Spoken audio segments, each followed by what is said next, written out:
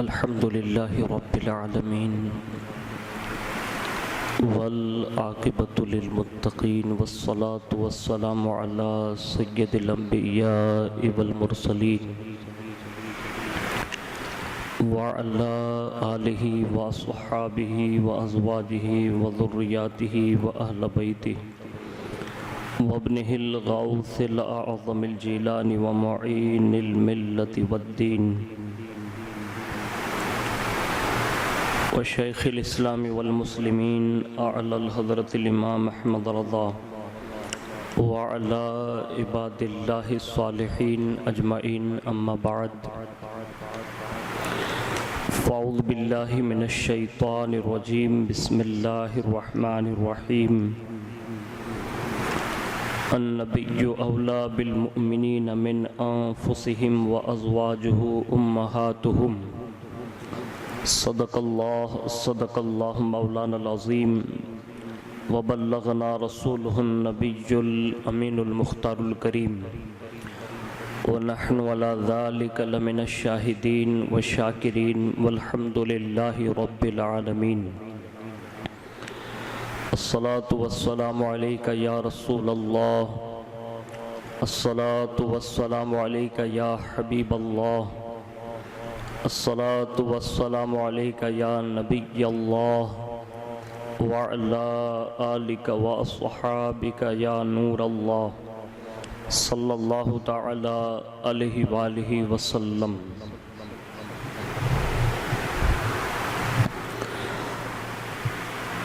اللہ رب العزت کی توفیق سے اور اس کے پیارے محبوب صلی اللہ تعالی علیہ وآلہ وسلم کے صدق و طفیل ہم اور آپ جشن ام المؤمنین حضرت سیدتنا ماں عائشہ صدیقہ رضی اللہ تبارک و تعالی عنہا میں حاضری کی سعادت حاصل کر رہے ہیں. اللہ تبارک و تعالی ہم سب کو امہات المؤمنین کے فیوز و برکات سے بہراور فرمائیں اور خاندان نبوت صلی اللہ تعالی علیہ وآلہ وسلم کی سچی اور پکی محبت نصیب فرمائیں.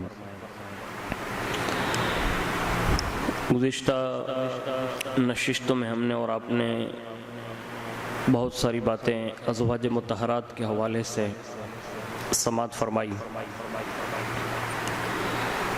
اللہ تبارک و تعالیٰ نے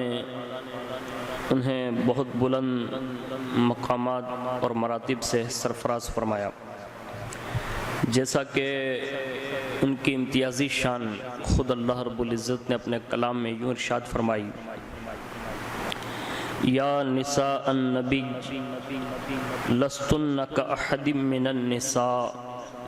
یعنی اے نبی کی بیویوں تم اور عورتوں کی طرح نہیں ہو. اس آیت کے ضمن میں صدر الافاضل حضرت علامہ مفتی سید محمد نعیم الدین مراد آبادی رحمۃ اللہ تعالی علیہ فرماتے ہیں، یعنی تمہارا مرتبہ سب سے زیادہ ہے اور تمہارا اجر سب سے بڑھ کر، اور جہان کی عورتوں میں کوئی تمہاری ہمسر نہیں. اور اس کے سوا ایک جگہ پر یوں ارشاد فرمایا: النبی اولا بالمؤمنین من انفسہم وازواجہ امہاتہم، یعنی یہ نبی مسلمانوں کا ان کی جان سے زیادہ مالک ہے اور اس کی بیویاں ان کی مائیں ہیں. تو اس حوالے سے حرمت نکاح اور ادب و احترام کے سلسلے میں انہیں تمام مومنین کی مائیں قرار دیا گیا کہ حضور انور صلی اللہ علیہ وسلم کے بعد کسی کو ان سے نکاح کرنا حلال نہیں، اور ان کا ادب و احترام ماں بلکہ اس سے بھی بڑھ کر ہے. علامہ سید محمود آلوسی رحمۃ اللہ تعالی علیہ اس آیت کی تفسیر میں فرماتے ہیں کہ ان کا مؤمنین کی مائیں ہونا دو حکمتوں میں ہے، ایک تو نکاح کے حرام ہونے میں اور دوسرا تعظیم کی حقدار ہونے میں۔ اس کے علاوہ دوسرے احکامات مثلا وراثت اور پردہ وغیرہ کے سلسلے میں ان کا وہی حکم ہے جو اجنبی عورتوں کا، نیز شرعی احکام میں ان کی بیٹیوں کو مؤمنین کی بہنیں اور ان کے بھائیوں کو مؤمنین کے ماموں نہ کہا جائے گا۔ اس طرح سے مختلف انداز میں ازواج مطہرات رضوان اللہ تعالی علیہم اجمعین کے فضائل و کمالات جو ہے قرآن عظیم نے بیان فرمائے۔ ہم اور آپ جس عظیم المرتبہ شخصیت کا ذکر کرنے کے لیے حاضر ہیں، میری مراد ام المؤمنین حضرت سیدتنا عائشہ صدیقہ رضی اللہ تبارک و تعالی عنہا۔ صحابہ کرام اور خود بذات بنفس نفیس اللہ کے پیارے حبیب صلی اللہ علیہ وسلم نے بھی مختلف مواقع پر حضرت سیدتنا عائشہ صدیقہ رضی اللہ تبارک و تعالی عنہا کے فضائل و کمالات بیان فرمائے، اور اس میں صحابہ کے درمیان جو سب سے زیادہ مشہور و معروف جو آپ کا لقب رہا محبوب خدا رضی اللہ تعالی عنہا، تو اس حوالے سے کئی اقوال ہے، کئی فرامین ہیں، اور حضور نے حضرت سیدتنا عائشہ صدیقہ رضی اللہ تبارک و تعالی عنہا سے کس انداز میں محبت فرمائی دنیا اس کا تصور پیش نہیں کر سکتی۔ جیسا کہ حضرت سیدنا عمر فاروق اعظم رضی اللہ تعالی عنہ نے ارشاد فرمایا کہ بے شک حضرت سیدتنا عائشہ صدیقہ رضی اللہ تبارک و تعالی عنہا حبیبہ رسول اللہ صلی اللہ علیہ وسلم ہیں۔ حضرت سیدنا علی بن حمید رضی اللہ تبارک و تعالی عنہ فرماتے ہیں کہ ایک شخص نے حضرت سیدتنا عائشہ صدیقہ رضی اللہ تعالی عنہا کے بارے میں بدگوئی کی، تو حضرت سیدنا عمار بن یاسر رضی اللہ تبارک و تعالی عنہ نے فرمایا، او گالی دیے ہوئے بدکار، خاموش ہو جا، خاموش رہ، کیا تو اللہ کے رسول صلی اللہ علیہ وسلم کی حبیبہ پر بدگوئی کرتا ہے؟ وہ تو جنت میں بھی رسول اللہ صلی اللہ علیہ وسلم کی زوجہ ہیں۔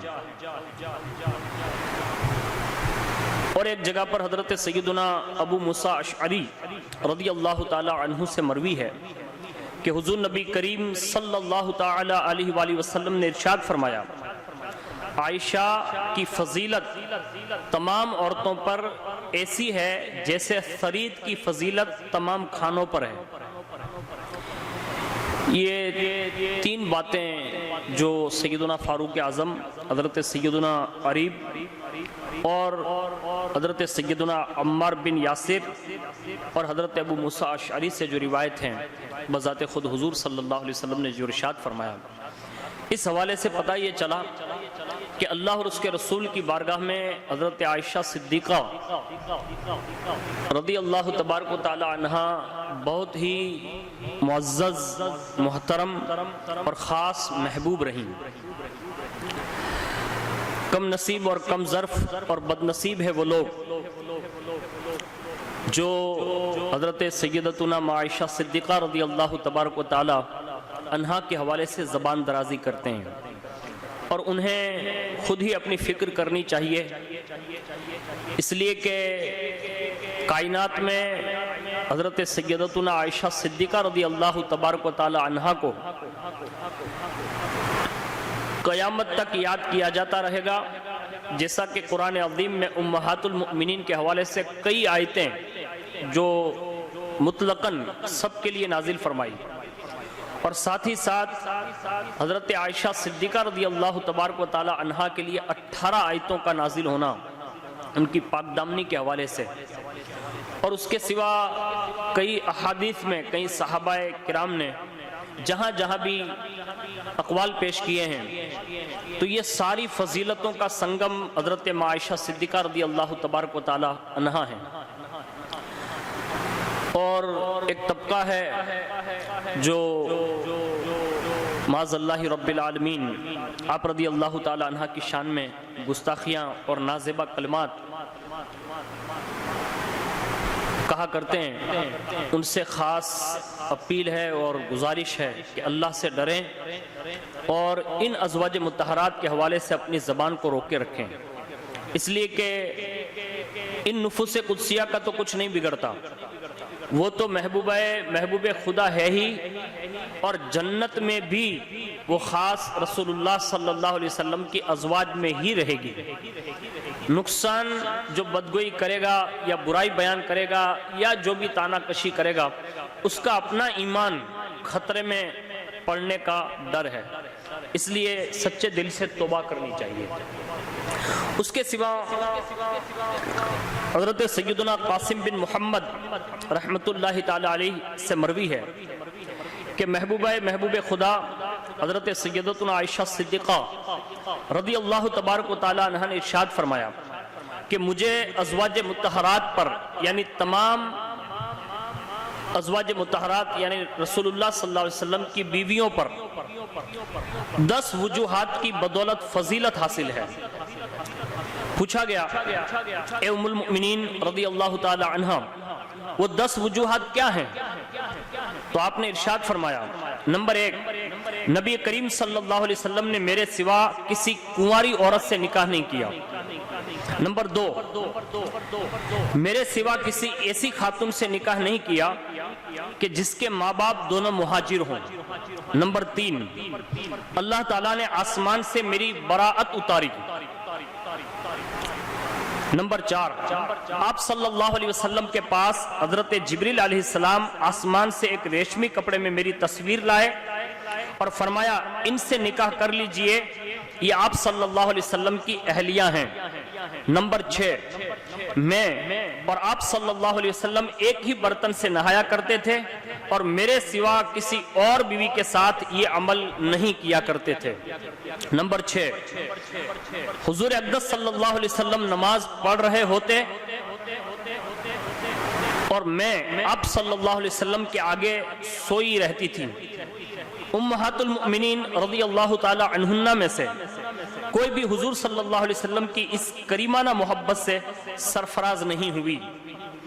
آپ صلی اللہ علیہ وسلم میرے ساتھ ہوتے تو وہی آ جایا کرتی تھی اور کسی اور بیوی کے ساتھ ہوتے تو وہی نہیں آیا کرتی تھی. نمبر 8 آپ صلی اللہ علیہ وسلم کے وصال میرے گلے اور سینے کے درمیان ہوا، یعنی آپ صلی اللہ علیہ وسلم کی وفات مبارک میرے گلے اور سینے کے درمیان ہوئی. نمبر 9 آپ صلی اللہ علیہ وسلم اس رات فوت ہوئے جس میں آپ صلی اللہ علیہ وسلم میرے پاس تشریف لائے تھے. نمبر 10 آپ صلی اللہ علیہ وسلم میرے حجرے میں دفن ہوئے. یہ 10 وہ خصوصیات ہیں جو دیگر ازواج مطہرات کو بھی حاصل نہیں. یہ ساری خصوصیتیں حضرت عائشہ صدیقہ رضی اللہ تبارک و تعالی عنہا کو حاصل ہیں. آپ نے سنا کہ پیارے آقا صلی اللہ علیہ وسلم کو حضرت عائشہ صدیقہ رضی اللہ تعالیٰ عنہ سے کس قدر محبت تھی کہ محبت کی وجہ سے آپ ان کو تمام عورتوں پر فضیلت دیتے ہیں. اور آپ صلی اللہ علیہ وسلم کا حضرت سیدتنا عائشہ صدیقہ رضی اللہ تعالیٰ عنہ کے ساتھ ایک ہی برتن میں اکٹھے غسل فرمانا، آپ کی وفات کا حضرت سیدتنا عائشہ صدیقہ رضی اللہ تعالی عنہ کے حجرے میں ان کے گلے اور سینے کے درمیان ہونا، یہ سب آپ صلی اللہ علیہ وسلم کی محبت اور حضرت سیدتنا عائشہ صدیقہ رضی اللہ تعالی عنہ سے بے پناہ محبت کا نتیجہ ہے جو اللہ تعالیٰ نے ان کی قسمت میں عطا فرمایا. ایک روایت ملتی ہے کہ حضرت سیدنا ابو سلمہ بن عبد الرحمن رضی اللہ تعالی عنہما ام المؤمنین حضرت سیدتنا عائشہ صدیقہ رضی اللہ تعالی عنہ سے روایت کرتے ہیں کہ آپ رضی اللہ تعالی عنہ نے انہیں بتایا کہ نبی کریم صلی اللہ علیہ وسلم نے ان سے ارشاد فرمایا کہ جبریل علیہ السلام تمہیں سلام کہہ رہے ہیں تو حضرت سیدتنا عائشہ صدیقہ رضی اللہ تعالی عنہا نے وعلیہ السلام ورحمۃ اللہ وبرکاتہ کہا۔ ام المؤمنین حضرت سیدتنا عائشہ صدیقہ رضی اللہ تعالی عنہا فرماتی ہیں کہ نبی کریم صلی اللہ علیہ وسلم نے ارشاد فرمایا، اے عائشہ، یہ جبریل علیہ السلام تمہیں سلام کہہ رہے ہیں۔ فرماتی ہیں میں نے وعلیہ السلام ورحمۃ اللہ، ان پر بھی سلام اور اللہ کی رحمتیں ہوں، اور بولی کہ آپ صلی اللہ علیہ وسلم وہ دیکھتے ہیں جو میں نہیں دیکھ پاتی۔ اسی حدیث کے تحت شارح مشکات حکیم الامہ مفتی احمد یارخان نعیمی رحمت اللہ تعالی علیہ مرات المناجیح میں اس حدیث کی شرح میں فرماتے ہیں، یعنی حضور صلی اللہ علیہ وسلم حضرت جبریل علیہ السلام کو دیکھتے تھے، اور باوجود یہ کہ حضرت جبریل علیہ السلام میرے گھر میں بلکہ میرے بستر میں میرے پاس ہی حضور انور صلی اللہ علیہ وسلم کی خدمت میں آتے تھے، مگر میں انہیں نہ دیکھتی تھی۔ نور کو دیکھنے کے لیے نور کی آنکھیں چاہیے۔ اس حدیث سے معلوم ہوا جب کوئی کسی کا سلام پہنچائے تو اگرچہ یہ کہنا افضل ہے علیکہ وعلیہ السلام، مگر یہ کہنا بھی درست ہے وعلیہ السلام۔ ان کے بستر میں وہی آئے رسول اللہ پر، ان کے بستر میں وہی آئے رسول اللہ پر، اور سلام خادمانہ بھی کریں روح الامین۔ سبحان اللہ وبحمدہ، سبحان اللہ العظیم وبحمدہ۔ یہ وہ عبقری شخصیت ہے کہ جنہیں حضرت جبریل علیہ السلام بھی سلام فرماتے ہیں اور ان کے سامنے سلام پیش کرتے ہیں۔ اور اس کے ساتھ ساتھ اس روایت میں ہمیں اس بات کا بھی علم ہوا کہ ہم سب کے آقا سیدنا محمد الرسول اللہ صلی اللہ تعالی علیہ وآلہ وسلم نور بھی ہیں۔ آئیے اسی نورانیت مصطفیٰ صلی اللہ علیہ وسلم کے بارے میں جانتے ہیں۔ چنانچہ اللہ تبارک و تعالی ارشاد فرماتا ہے، یا ایھا النبی انا ارسلناک شاہدا ومبشرا ونذیرا وداعیا الی اللہ باذنہ وسراجا منیرا، یعنی اے غیب کی خبر بتانے والے نبی، بے شک ہم نے تمہیں بھیجا حاضر و ناظر اور خوشخبری دیتا اور ڈر سناتا اور اللہ کی طرف اس کے حکم سے بلاتا اور چمکا دینے والا آفتاب۔ قرآن عظیم نے سورج کو بھی دوسری جگہ سراجم منیرہ فرمایا ہے، کیونکہ وہ چمکتا بھی ہے اور چمکاتا بھی ہے۔ چاند تارے وغیرہ کو بھی نور بتایا ہے، کو بھی نور بنایا ہے، وہ سب سورج ہی سے جگمگاتے ہیں۔ اسی طرح حضور صلی اللہ علیہ وسلم کو بھی اللہ رب العزت نے سراجم منیرہ فرمایا کہ حضور خود چمک رہے ہیں، صحابہ کرام اولیاء کرام رحمہم اللہ المبین کو نور بنا رہے ہیں، اور وہ سب کے سب حضور سرور عالم صلی اللہ علیہ وسلم ہی سے جگمگا رہے ہیں۔ اسی کو امام عشق و محبت اعلیٰ حضرت عظیم البرکت مجدد دین و ملت الشاہ امام احمد رضا خان فاضل بریلوی رحمت اللہ تعالی علیہ فرماتے ہیں، چمک تجھ سے پاتے ہیں سب پانے والے، میرا دل بھی چمکا دے چمکانے والے۔ آگے فرماتے ہیں، سب چمک والے اجلوں میں چمکا کیے، اندھے شیشوں میں چمکا ہمارا نبی۔ ایک جگہ اللہ رب العزت نے یوں ارشاد فرمایا، یریدون لیطفئوا نور اللہ بافواہہم واللہ متم نورہ ولو کرہ الکافرون، یعنی چاہتے ہیں کہ اللہ کا نور اپنے منہوں سے بجھا دے اور اللہ کو اپنا نور پورا کرنا پڑے، برا مانے کافر۔ ایک دوسری جگہ ارشاد فرمایا، یریدون ان یطفئوا نور اللہ بافواہہم ویأبی اللہ الا ان یتم نورہ، فرمایا چاہتے ہیں کہ اللہ کا نور اپنے منہ سے بجھا دے اور اللہ نہ مانے گا مگر اپنے نور کا پورا کرنا۔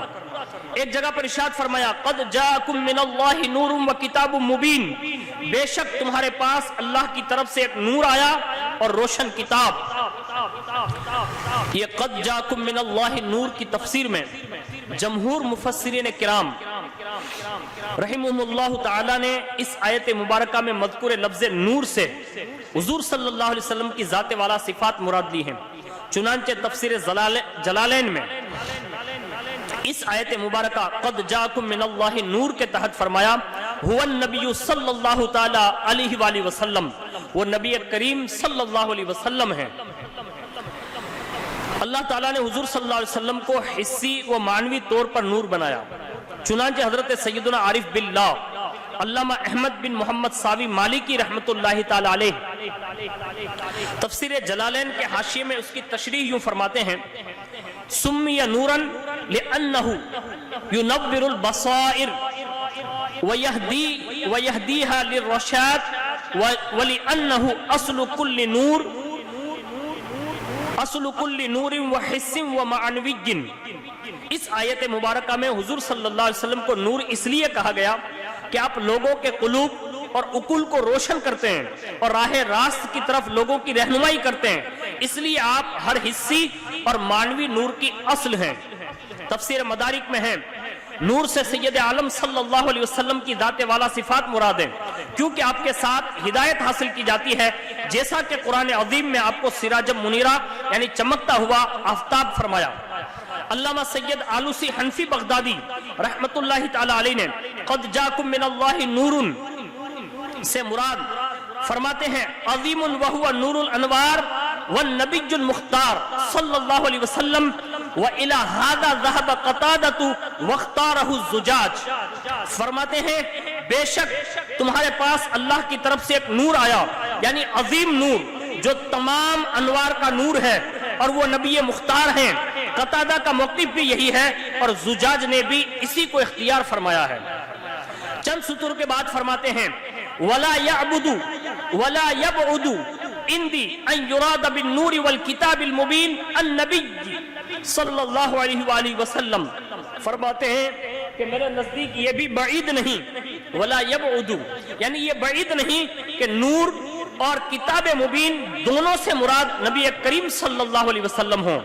تفسیر روح البیان شریف میں ہے: وقیل المراد بالاول هو الرسول صلی اللہ علیہ وسلم وبالثانی القرآن۔ ایک قول یہ بھی ہے کہ نور سے مراد رسول پاک صلی اللہ علیہ وسلم ہے، اور کتاب مبین سے مراد قرآن عظیم ہے۔ تفسیر نور العرفان میں ہے: ملا علی قاری نے شرح شفا میں فرمایا ہے: نور و کتاب مبین دونوں حضور صلی اللہ علیہ وسلم ہی ہیں۔ حضور صلی اللہ علیہ وسلم کا نور اس طرح ہے کہ آپ ذات باری سے پہلے فیض پانے والے، اور آپ کے ذریعے سے دوسرے لوگ فیض پانے والے ہیں۔ اور یہ بھی پتا چلا کہ کوئی نور محمدی کو بجھا نہیں سکتا، کیونکہ یہ اللہ کا نور ہے۔ جیسے چاند سورج نیز اس کی کوئی پیمائش نہیں کر سکتا، جیسے سمندر کا پانی اور ہوا، یہ بھی معلوم ہوا کہ حضور کے بغیر قرآن کی سمجھ ناممکن ہے، کیونکہ بغیر نور کتاب نہیں پڑھی جا سکتی۔ قرآن کے نقوش چھونے کے لیے ضروری ہے کہ پانی سے جسم کا غسل کیا جائے، قرآن کے اسرار چھونے کے لیے ضروری ہے کہ مدینہ طیبہ کے پانی سے دل کا غسل کیا جائے۔ یہ خاص حصہ ہے اہل سنت والجماعت کے ان تمام عشاقان مصطفیٰ صلی اللہ علیہ وسلم کا، جنہوں نے ان آیتوں کی یہ تفسیر بیان کر کے لوگوں کو یہ بتایا کہ یہاں اللہ رب العزت کا منشا اور اس کی شان جو اس نے اپنی شان جو فرمایا ہے، اس سے مراد رسول اللہ صلی اللہ علیہ وسلم کی ذات والا صفات مراد ہیں۔ اور اسی کو صحابہ کرام نے بڑے ہی شرح و بسط کے ساتھ بیان فرمایا۔ ماہ ربیع النور شریف میں آپ اکثر و بیشتر حضور کے نور ہونے پر بیانات سنتے ہوں گے، جیسا کہ ایک مشہور حدیث پاک ہے، حضرت سیدنا جابر بن عبداللہ رضی اللہ تعالیٰ عنہ وہ مروی ہیں، وہ فرماتے ہیں کہ میں نے عرض کیا یا رسول اللہ صلی اللہ علیہ وسلم، میرے ماں باپ آپ پر قربان، مجھے بتائیے سب سے پہلے اللہ تعالیٰ نے کیا چیز بنائی ہے؟ ارشاد فرمایا جابر، بے شک بالیقین اللہ تعالیٰ نے تمام مخلوقات سے پہلے تیرے نبی کریم صلی اللہ علیہ وسلم کا نور اپنے نور سے پیدا فرمایا۔ وہ نور قدرت الہی سے جہاں خدا نے چاہا سیر کرتا رہا۔ اس وقت لوح قلم جنت دوزخ فرشتے آسمان زمین چاند سورج جن انسان کچھ نہ تھا۔ پھر جب اللہ تعالیٰ نے مخلوق کو پیدا کرنا چاہا تو اس نور کے 4 حصے فرمائے، پہلے سے قلم، دوسرے سے لوح، تیسرے سے عرش بنایا، پھر چوتھے حصے کے 4 حصے کیے، پہلے سے حاملین عرش یعنی عرش کو اٹھانے والے فرشتے، دوسرے سے کرسی، تیسرے سے باقی ملائکہ پیدا کیے، پھر چوتھے حصے کے 4 حصے فرمائے، پہلے سے آسمان، دوسرے سے زمینیں، تیسرے سے بہشت و دوزخ بنائے، پھر چوتھے حصے کے 4 حصے فرمائے، پہلے سے مومنین کے دیکھنے کا نور پیدا کیا، دوسرے سے ان کے دل کا نور پیدا کیا اور وہ اللہ تعالیٰ کی معرفت ہے، تیسرے حصے سے ان کی انسیت کا نور پیدا کیا اور وہ توحید ہے، کہ اللہ تعالیٰ کے سوا کوئی عبادت کے لائق نہیں اور محمد صلی اللہ تعالیٰ علیہ وآلہ وسلم اللہ کے رسول ہیں۔ اور اسی پس منظر کو امام عشق و محبت اعلیٰ حضرت رضی اللہ تعالیٰ عنہ نے بڑے مزے میں فرمایا ہے۔ وہ فرماتے ہیں وہ جو نہ تھے تو کچھ نہ تھا، وہ جو نہ ہو تو کچھ نہ ہو، وہ جو نہ تھے تو کچھ نہ تھا، وہ جو نہ ہو تو کچھ نہ ہو، جان ہے وہ جہان کی، جان ہے تو جہان ہے۔ تو اس سے پتا چلا کہ حضور صلی اللہ علیہ وسلم کے جسم مقدس کی نورانیت حسی بھی ہیں کہ صحابہ کرام اور ازواج مطہرات نے اسی نورانیت کا اپنی آنکھوں سے مشاہدہ کیا۔ چنانچہ ایک بہت ہی مشہور و معروف روایت ہے، حضرت ام المؤمنین حضرت عائشہ صدیقہ رضی اللہ تعالیٰ عنہ فرماتی ہیں کہ ایک دفعہ حضور صلی اللہ علیہ وسلم اپنی نالین مبارک میں پیوند لگا رہے تھے، جبکہ میں چرخہ کاٹ رہی تھی۔ میں نے حضور صلی اللہ علیہ وسلم کے چہرے پر نور کو دیکھا کہ آپ صلی اللہ علیہ وسلم کی مبارک پیشانی سے پسینہ بہہ رہا ہے اور اس پسینہ مبارک سے نور چمک رہا تھا۔ آپ فرماتی ہیں میں حیران ہوئی۔ حضور صلی اللہ علیہ وسلم نے میری طرف نگاہ کرم اٹھا کر استفسار فرمایا کس بات پر حیران ہو؟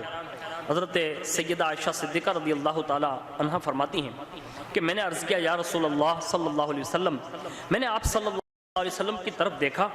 تو آپ صلی اللہ علیہ وسلم کی مقدس پیشانی کے پسینہ مبارک اور آپ صلی اللہ علیہ وسلم کے پسینہ مبارک سے نکلتے ہوئے نور نے مجھے حیران کر دیا ہے۔ اس پر اللہ کے پیارے رسول صلی اللہ علیہ وسلم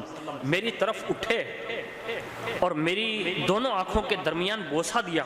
اور ارشاد فرمایا کہ عائشہ اللہ تعالیٰ تمہیں جزائے خیر دے، تم مجھ سے اتنا مسرور نہیں ہوئی جتنا میں تم سے مسرور ہوا۔ اللہ اکبر۔ یعنی رسول اللہ صلی اللہ علیہ وسلم کس شان سے آپ سے محبت فرماتے تھے اور کتنے خوش ہوتے تھے۔ حضور صلی اللہ علیہ وسلم نے حضرت سیدتنا عائشہ صدیقہ رضی اللہ تعالی عنہا کی محبت کے حوالے سے جو ایک بات ارشاد فرمائی ہے، اور یہ صحیح مسلم شریف میں کتاب فضائل الصحابہ اور باب فی فضائل عائشہ میں یہ بات مروی ہے۔ اللہ اکبر۔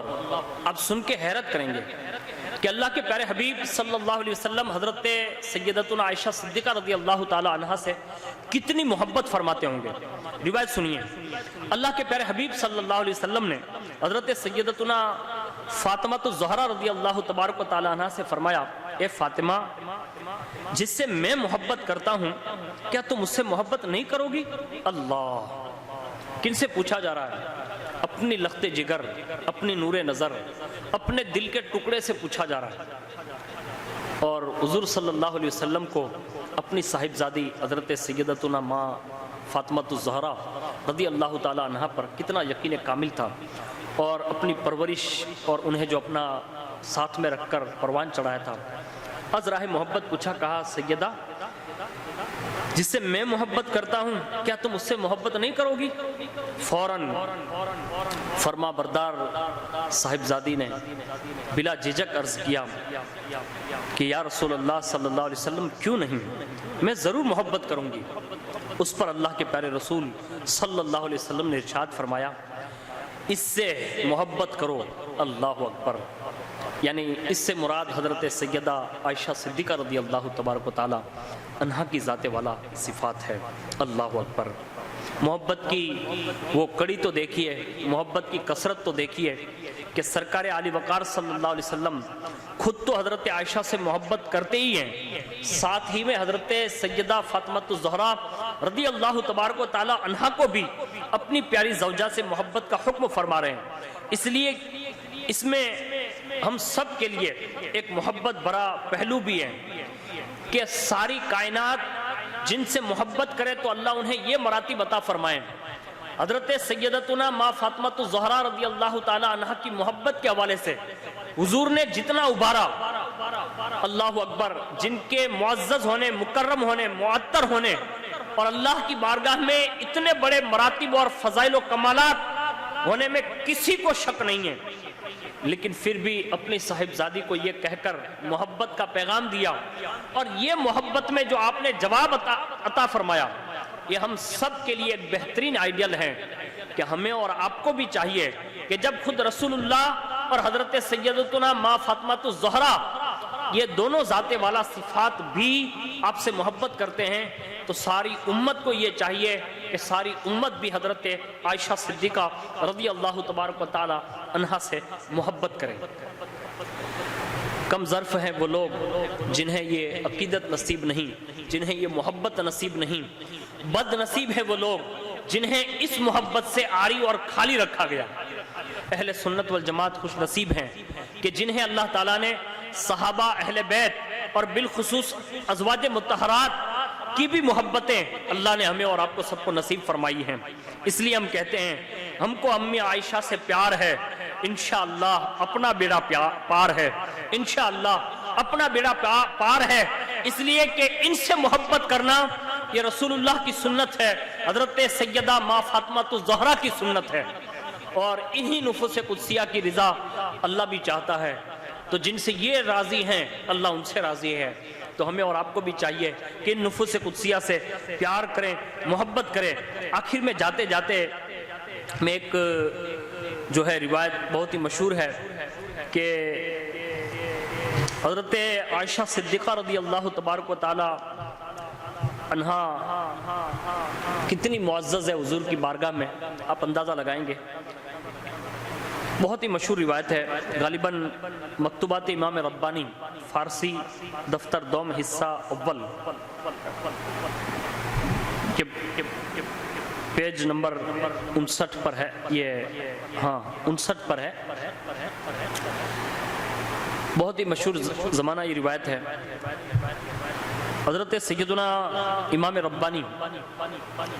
حضرت مجدد الف ثانی قدس سرہ ربانی فرماتے ہیں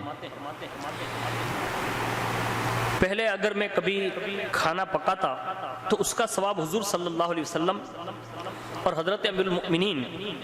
مولا کائنات علی المرتضی شیر خدا کرم اللہ تعالی وجہ الکریم حضرت خاتون جنت فاطمہ الزہرا رضی اللہ تعالی عنہا اور حضرات حسنین کریمین رضوان اللہ تعالی علیہم اجمعین کے ارواح مقدسہ کے لیے یہ خاص اصال ثواب کرتا تھا۔ یعنی کھانا پکنے کے بعد ان نفوس قدسیہ یعنی پنجتن پاک کی بارگاہ میں خاص میں اصال کرتا، یعنی ہدیہ بھیجتا اور تحفہ بھیجتا، اور امہات المؤمنین کا نام شامل نہیں کرتا تھا۔ یعنی انہی نفوس قدسیہ کے اصال ثواب کے لیے میں یہ کھانا تیار کرتا تھا۔ ایک رات میں نے خواب دیکھا، وہ فرماتے ہیں کہ نبی کریم صلی اللہ علیہ وسلم نے کرم فرمایا اور حضور تشریف لائے میرے خواب میں نے آپ صلی اللہ علیہ وسلم کی خدمت بابرکات میں سلام کا عریضہ پیش کیا تو آپ صلی اللہ علیہ وسلم میری جانب متوجہ نہ ہوئے اور چہرے مبارک دوسری جانب پھیر لیا اور پھر مجھ سے فرمایا میں عائشہ کے گھر کھانا کھاتا ہوں، جس کسی نے مجھے کھانا بھیجنا ہو وہ عائشہ کے گھر بھیجا کرے۔ اللہ، آپ فرماتے ہیں کہ اس وقت مجھے معلوم ہوا کہ آپ صلی اللہ علیہ وسلم کے توجہ نہ فرمانے کا سبب یہ تھا کہ میں ام المؤمنین حضرت سیدتنا عائشہ صدیقہ رضی اللہ تعالی عنہا کو شریک طعام یعنی اصال ثواب نہ کرتا تھا۔ اس کے بعد سے میں نے حضرت سیدتنا عائشہ صدیقہ رضی اللہ تعالی عنہا بلکہ تمام امہات المؤمنین رضی اللہ تعالی عنہن کو بلکہ سب اہل بیت کو شریک کرنا شروع کیا اور پھر شریک کیا کرتا ہوں اور تمام اہل بیت کو اپنے لیے وسیلہ بناتا ہوں۔ سبحان اللہ، ماشاءاللہ۔ آپ نے اس حکایت سے سنا اور معلوم بھی ہوا کہ جن کو اصال ثواب کیا جاتا ہے ان کو پہنچ بھی جاتا ہے، اور یہ بھی پتہ چلا کہ اصال ثواب محدود بزرگوں کو کرنے کے بجائے سبھی کو کر دینا چاہیے۔ ہم جتنوں کو بھی اصال ثواب کریں گے سبھی کو برابر پہنچے گا اور ہمارے ثواب میں کوئی کمی نہیں ہوگی۔ اور یہ بھی پتا چلا کہ ہم سب کے آقا صلی اللہ علیہ وسلم ام المؤمنین حضرت سیدتنا عائشہ صدیقہ رضی اللہ تعالی عنہا سے بے حد انسیت رکھتے ہیں، اور حضرت سیدنا عمرو بن عاص رضی اللہ تعالیٰ عنہ فرماتے ہیں کہ میں نے بارگاہ رسالت آپ صلی اللہ علیہ وسلم میں حاضر ہو کر عرض کی آپ کو تمام لوگوں میں سب سے زیادہ محبوب کون ہے؟ ارشاد فرمایا عائشہ۔ میں نے عرض کی مردوں میں؟ فرمایا ان کے والد ابو بکر صدیق۔ امام عشق و محبت رضی اللہ تبارک و تعالی عنہ فرماتے ہیں بنت صدیق آرام جان نبی اس حریم براعت پہ لاکھوں سلام، یعنی ہے سورہ نور جن کی گواہ، یعنی ہے سورہ نور جن کی گواہ، ان کی پر نور صورت پہ لاکھوں سلام۔ تو اس سے ہمیں اور آپ کو پتہ یہ چلا کہ ہمیں ضرور بے ضرور حضرت سیدتنا عائشہ صدیقہ رضی اللہ تبارک و تعالی عنہا سے محبت کرنی چاہیے، اور خاص کر کے اپنے تمام مومن اور مومنات کو اصال ثواب بھی کرتے رہنا چاہیے، اور ان کے لیے دعائے استغفار بھی کرتا رہنا چاہیے، اور اللہ تعالیٰ اس کا نعم البدل جو ہے بڑی شان سے عطا فرماتا ہے۔ جیسا کہ روایت میں ہے کہ جو کوئی مومن مردوں اور عورتوں کے لیے دعائے مغفرت کرتا ہے، اللہ تعالیٰ اس کے لیے ہر مومن مرد اور عورت کے عوض میں ایک نیکی لکھتا ہے۔ تو اربوں خربوں نیکیاں کمانے کا آسان نسخہ یہ بھی ہے کہ جتنا ہو سکے روئے زمین پر کروڑ ہا کروڑ مسلمان، اور کروڑ ہا کروڑ بلکہ اربوں خربوں دنیا میں ہوں گے اور دنیا سے چل بھی بسیں، تو اگر ہم ساری امت کے لیے اگر دعائے مغفرت کریں یا ایصال ثواب کریں تو انشاءاللہ ہمیں اربوں خربوں نیکیاں بھی مل جائے گی، اور ان کے لیے اور تمام مومنوں مومنات کے لیے دعا بھی ایسے ہی کی جا سکتی ہے۔ انشاءاللہ ڈھیروں نیکیاں جو ہے ہمیں اور آپ کو ہاتھ آ سکتی ہے، اور وہ آسان دعا جو تمام مومن و مومنات کے لیے کرنی چاہیے وہ دعا یہ ہے، اللہم اغفر لی وَلِكُلِّ مُؤْمِنٍ وَمُؤْمِنَةٍ، یعنی اے اللہ میری اور ہر مومن و مومنات کی مغفرت فرما دے۔ تو یہ دعا جو ہے تمام مومن و مومنات کے لیے مغفرت کی اور اپنے لیے بھی مغفرت کی دعا کرنا، تو اس سے ہمیں تمام مومن و مومنات کے برابر انشاءاللہ نیکیاں مل جائے گی۔ اسی کو ہمیں اور آپ کو اپنانا چاہیے، بلکہ اللہ اگر توفیق دیں تو عادت بنا لینی چاہیے، خاص کر کے جو 5 وقت نماز پڑھتے ہیں یا کوئی بھی آپ نماز پڑھیں گے تو اس میں جو دعائے ماثورہ پڑھی جاتی ہے اس میں بھی یہ دعا شامل ہے۔ اللہ تعالیٰ سے دعا کریں کہ بے سبب بخش دے نہ پوچھ عمل، بے سبب بخش دے نہ پوچھ عمل، نام غفار ہے تیرا یا رب، آمین یا رب العالمین برحمتک یا ارحم الراحمین۔